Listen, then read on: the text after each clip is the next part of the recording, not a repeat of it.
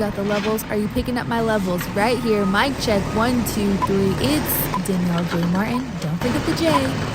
Here we go. And 3, 2, 1.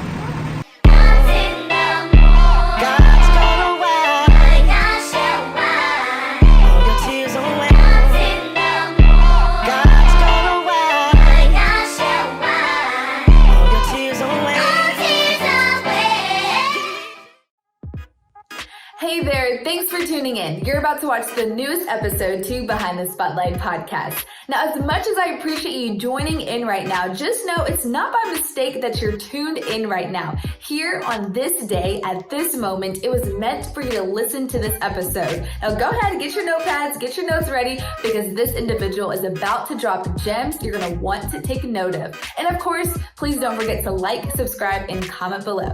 Enjoy.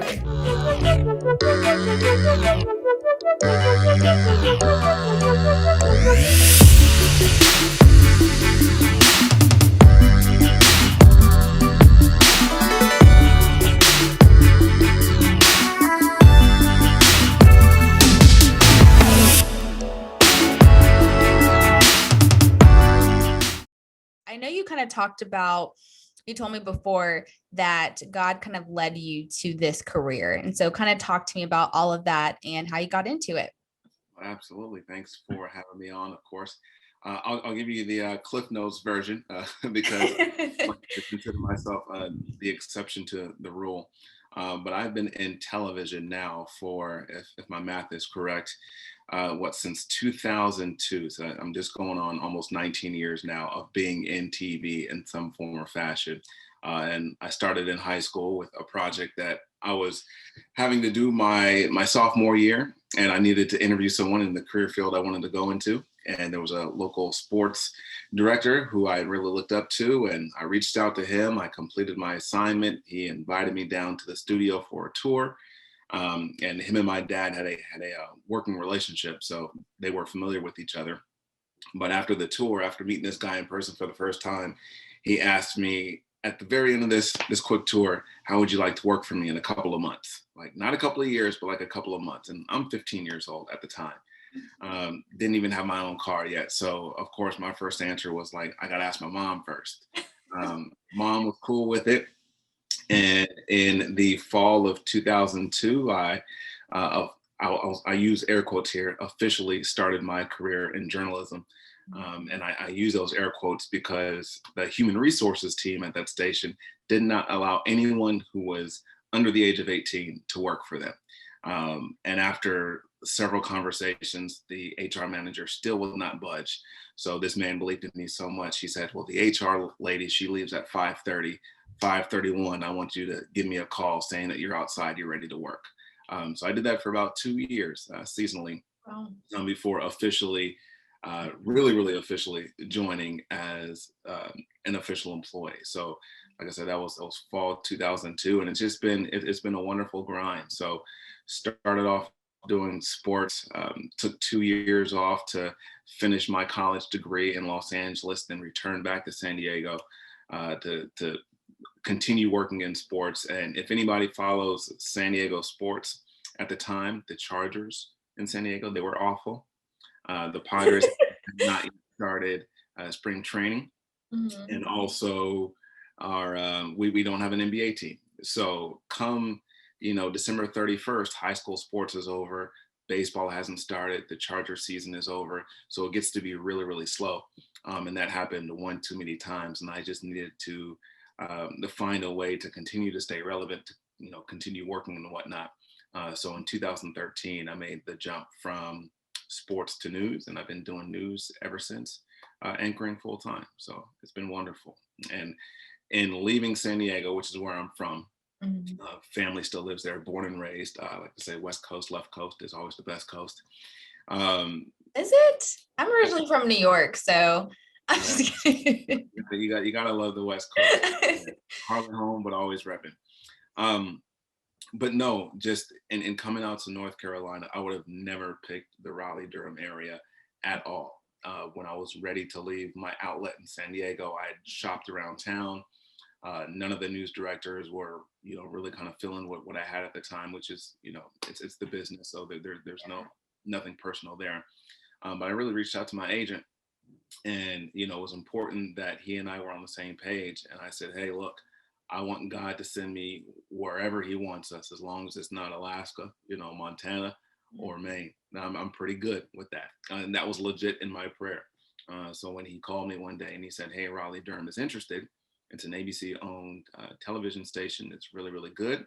Are you interested? And I said, yeah, let's start chatting. And that's where the conversations went. They went well.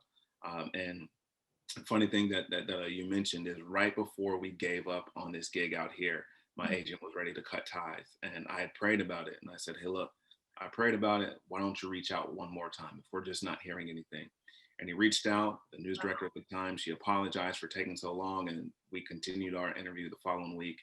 And in February of 2016, I came out here for an interview. It was my first time outside of anybody's airport here in North Carolina. It was in the single digits. It was extremely cold, like just a huge culture shock, even just for a couple of days for a Southern California kid. And when I hopped on the plane to come back, I knew the job was mine. And I've been here going on 5 years now. So it's been a blessing. It's something about when God tells you to do something, and to other people it sounds crazy, but to you, you're like, no, this is something that he's told me. So let's keep pushing on to that.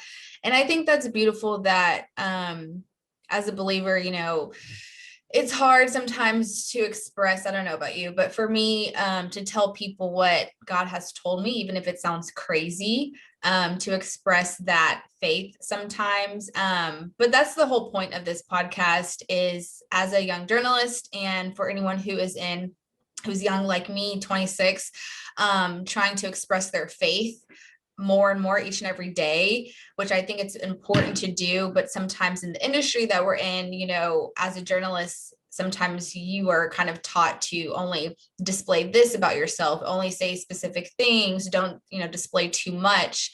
And so you yourself, looking at your social media, you're all about God. You express yourself each and every day about who you really are. And I think that's absolutely beautiful. And I'm learning to do that more and more each and every day, to not feel shameful about it. So my question for you is, do you think your viewers, whether it's in North Carolina or whoever's following you on social media, is bothered? I wouldn't say bothered, but it's kind of turned off on when you, express your faith, and you express, this is what God is telling me today. Do you think that your viewers and anyone who's following you is turned off by that? If they are, that's their business, really. It's my social media account. And really, I'm in the business of keeping it real, and, if I had my own website, it'd be keepingitreal.com, so I go on there, I share what's going on with my family, I share what's going on with my job, I share what's going on with my faith. And if they don't like it, then, hey, that's perfectly fine. There's a follow button you can click, and there's also a button you can click for unfollow. Like it's completely fine. But one of the things, it's a little bit like the dichotomy is interesting, right? Is because I don't live my social media for everybody else, so to speak, right? It's my platform to be able to express how I feel, but I also do it for everybody else. So if you see me posting something with my family, it's intentional to let you know, like, yes, I care about my family. I love my kids. Black dads matter. We take care of our children. So, you're going to see that. You're going to see someone who is real about their faith and what it is that they go through. Because I like to tell anybody, like, yeah, I can go around town and get recognized. That's cool as well, but I'm no celebrity. Like, I'm a regular guy with a cool job with a big platform, and then that's it. There's nothing really that separates me from you. So just as you would use yours to, post a picture of your family, your dog, or your travel, I want to do the same thing. And there's nothing different about me doing it versus somebody else, aside from the actual platform that we're using, or the amount of followers, or the credibility that's behind the name. It's important that you mentioned that it's your social media, it's your platform. So why would it matter that, people are bothered by what you're posting? But, they say sometimes that, okay, if you're in this spotlight of, you're in North Carolina, a really big market, and, some people get turned off by what, no one believes in God. Like, we don't want to see that, so we're not going to follow him. This is like what people are saying. So do you think that expressing your faith contradicts with your work, whether it's the stories that you go to and the people that you talk to and say that they're not a believer? Not saying that this is who you are, but sometimes it could be contradicting, like, okay, well, God, I know that you brought me into this position for a reason. I know that I'm here for a reason, regardless of who I'm talking to, regardless of who I'm interviewing.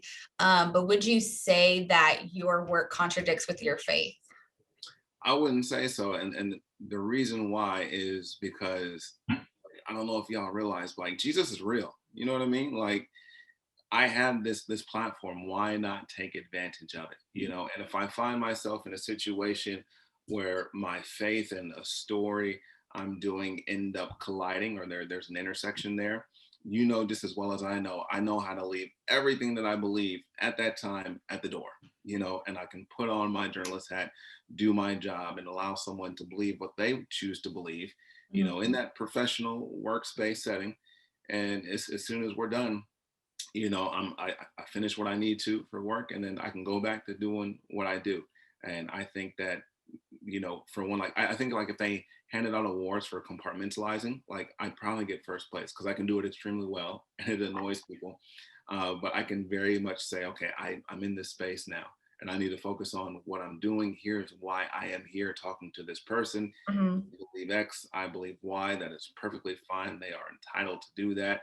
However, I believe that God is real. I believe that Jesus is real. And from a social media perspective, you will see it. And I make sure that if I do get into a space where my personal beliefs collide or they disagree with whatever story I'm working on, I do a really good job of just saying, hey, this is my job right now in telling this person's story, and everything that I feel personally, even if I do disagree, I've got to leave that, you know, in the news truck, or just leave it here at home until I get back home, because I do like the trust that viewers do give us, and I don't take that lightly. So I want to make sure that I'm really sensitive to that, and I don't take it for granted. You know, sometimes God will put us in uncomfortable positions and we kind of question. So I don't know about you, but I question, like, okay, what am I doing here? Why am I here? But I know there's a reason why I'm supposed to be here. Has there ever been a time where you've been in a story or a situation, doesn't have to be work related, where your faith has been tested? Tested, no, but maybe my my Christian behavior, yes, by all means. I'm still a human, like, you know, kind of like, I'm saved, but you can still catch these hands. Like that sometimes. Like, Yeah. buttons, and there have been times, you know, within the past couple of years where it's like, all right, God, I need to apologize because I need to act real unsaved right now because somebody's really pushing my buttons, but you know my heart, right? Continue to work on me. But then also, like, the compartmentalizing thing that I was saying is that I've done really well in not really taking anything personal, you know, and also realizing that people, they go through their own stuff, they're in their own season. So sometimes when they do react or respond a certain way, it's because of the space that they're in, but it's not necessarily inherently who they are. You know, you can use yourself, for example. I bet if you hadn't had a meal in hours and hadn't slept, you'd probably be pretty cranky. You know, like, you might be annoying to deal with for a while. I know I'm like that until I get a meal, right? And call it like hangry, right? You know, don't judge me when I'm hangry because, like, I'm snappy, you know, but you get me a meal and I'm like a completely different person, or you get me a nap and I'm a completely different person. So I tend to approach life that way, but that doesn't stop me sometimes from, you know, wanting to swing on somebody. I'm glad I'm not the only one. I always tell people, like, yes, I'm a Christ believer, but I'm also human. Like, you know what I'm saying? Like, I still have my moments where, you know, God knows my heart, but deep down, I really want to, you know, say something to this person that's really not nice. Like, Jesus was in the temple flipping tables, right? Because they were selling stuff in his father's house. Like, Come on. where are you gonna go flipping tables? Like, I try to visualize it, and I'm just like, yo, that's gangster. Like, Right. you're like, we're not about to have this, and you started flipping tables. Like, I don't know how it went down. I just haven't I have it replaying in my mind. So that's how I like to picture my Jesus. And in that moment in time. Now, as much as I appreciate you joining in right now, just know it's not by mistake that you're tuned in right now. Here on this day, at this moment, it was meant for you to listen to this episode. And of course, please don't forget to like, subscribe, and comment below. Enjoy. And we saw how upside down the world turned in 2020, and he still came through with purpose and made that quite clear. For 2021, I decided that my word was going to be Jubilee, right? And again, if you know anything about Jubilee, it's we are rejoicing. We're going to reclaim the years that the locust has eaten. And I say all that in that order from 2019, restoration, 2020, purpose, and then 2021 with Jubilee, because in the fall of 2018, so like October, November 2018, my wife and I, we separated, right? We had started living in separate homes for just not really being good stewards of our marriage, right? And that was really something where I lead a men's group every Thursday. And that's part of the thing that I stressed to them. I was like, yo, a lot of us here, we were ready to get married, right? But we weren't prepared, right? The church does a good job of preaching at women, you got to do this to keep a man, you october to do this to get a man. But for the fellas, it's Right. nothing, right? Yeah. And then we all go back and forth, can y'all get it together? Mm-hmm. So October, November 2018, we separated, right? So here we are 2.5 years almost later, still separated, not divorced yet, but still living in separate homes, right? And that's not anything that I share publicly on social media. If you pay enough attention, reading between the lines, you might be able to pick up something, but it's to let people know, yo, I go through the same stuff that y'all go through. God is still on the throne. He is still great. And even through 2019, you can tell me what restoration means, and you can deliver and come through for that. In 2020, you can still show me what my purpose is, despite what everything around me and all the chaos looks like when the world is upside down, when my spouse is living somewhere else, and I've got kids who are losing teeth and going through school and having remote learning, the whole nine. And then even just with Jubilee, right? And hearing God's voice and knowing all right, here's what I want my word to be. And then actually hearing God speak to this day, about okay, we are on the same page with whether it's a song, whether it's a word, and it's nothing that I go out and seek. It's I can hear his voice, right? Because of how he speaks to me and in the ways that he speaks to me. It's really kind of trippy, right? Because the confirmation is so obvious that he is doing something. Yeah. And that's the reason why I am not shy about sharing my faith to an extent to where I am comfortable, because of course I do keep some things to the chest, here in the house. But other than that, it's to let people know, I'm real too. Y'all go through it, so does your boy, Right. But here's how I make it through. And that's important to be transparent about, especially in the positions that we're in.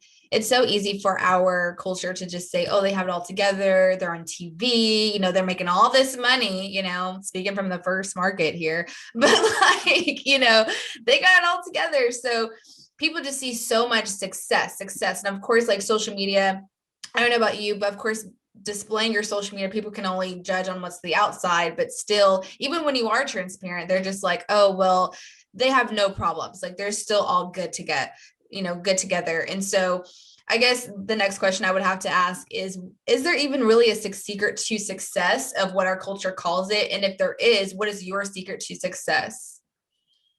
I don't even know, there really is no secret. Success is what you make it. And something that I would tell myself years ago, and I'll tell you where this came from. I would say, never let anyone define your success, right? Now, of course, there's metrics to things. Of course, there's, you take a class, you want to pass, and there's a grading scale. There's all those things. but that kind of actually came from a math class I struggled in, right? Anyone who is close friends with the journalists, you'll know we are terrible at math. Terrible. A lot of us are. The best people at math are meteorologists, right? But a lot of us are terrible at math. So in college, if I passed my math class with a C, that's a win for me, right? The kid next to me, he could bring home a C, or she could bring home a C, and their parents would be like, you slacked off. how come you couldn't get together? But for whatever reason, like this whole math thing, even if it's the same in every country, it don't work. It don't work for me, right? So, in terms of success, it's like we have to be really careful in not looking over the fence at what the next person is doing. You know, like it's I got here because of my particular steps of doing it. And everybody wants this recipe. Like, all right, what do you do to get to where you got? Like, Yeah. how do you do this? How do you do that? Not understanding that like everybody's walk is different. Everybody's story is different. Not everybody can walk into a TV station at 15 and get offered a job on the spot with no experience. Like I'm an exception to that rule, but I still grinded it out. But you can grind out.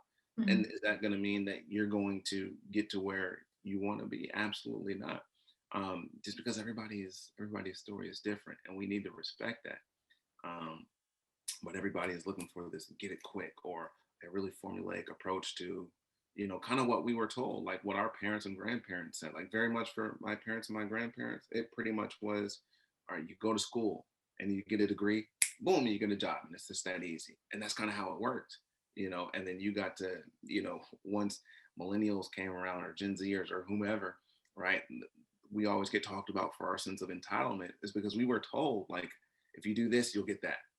And our parents really left out the context of, but there's a lot of work that's involved. There's a lot of things that you cannot control, Mhm. right? All of that was pretty skipped, was skipped a lot growing up.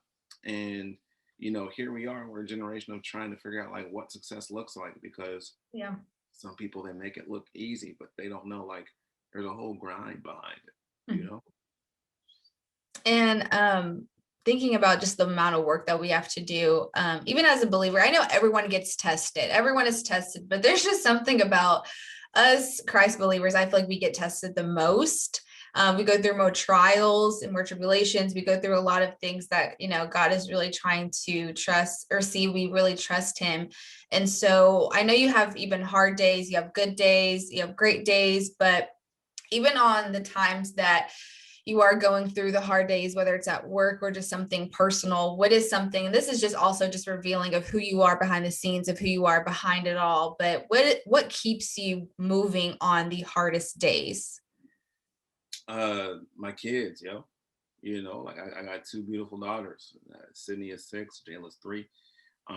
And they need to see daddy do well, and they keep me pushing. And every time that I come home, they remind me that I'm a superhero, like I'm the coolest cat in the world. And that's great. And I got to remember that, not only am I doing this, not only am I doing this walk for, the unbelievers, and for also for believers who are struggling in their walk as well. Mhm. I'm doing it for my kids. I got to make sure that they don't inherit anything that I inadvertently give them. Like I want to make sure that I give them exactly what they need. So I have a lot of control in that, and making sure that I'm, always on my best or doing my best. And, if I'm having a tough time, and then they see that, I can reassure them like, yes, this does happen.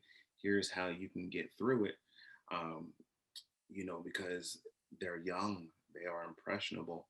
And I've got to make sure that, they are trained up the way that I want them to, or their mother and I, want them to, so they can grow up to be awesome women of God. And that's important to me. And then just personally, outside of my kids, it's really thinking about, what's cover to cover, like what the Bible tells us about the seasons that we go through, right? Mhm. I consider it pure joy when you're going through these trials, for the testing of it proves your perseverance. Like it's there, like it is in the text. So that all things work together for the good for the good of those that love the Lord, who are called according to his purpose. Like it's there. It was written before I even got to this earth, so I know like anything that happens to me that might be sideways, it's like, all right, as long as I'm doing what I'm supposed to be doing, like this is helping me out. And I'll tell my guys on our e group, that's what we call our small group, our e group, is that like when you go to the gym, right, and you're trying to get buff, right, you're trying to get these muscles, like I'm like summer bodies are built in the winter, right? You can't start in March and April. You got to start in November, December, right? If you want to, be suns out, guns out, whenever the world decides to reopen. But there's a process that you have to go through, and that process is painful. Like when your muscles start to expand, like you go to the gym and you're sore because your muscles are expanding. Like it doesn't feel good, right? But you like the results that it produces once you make it through that process. And that's something that keeps me going. It's like, yo, if I get through this, I'm still Gucci. I'm good. I can't let this season, I can't let this valley of the shadow of death, if you will, take me out. You know, it's designed to take me out, but it can't, because it's just a shadow. So I just got to keep pushing.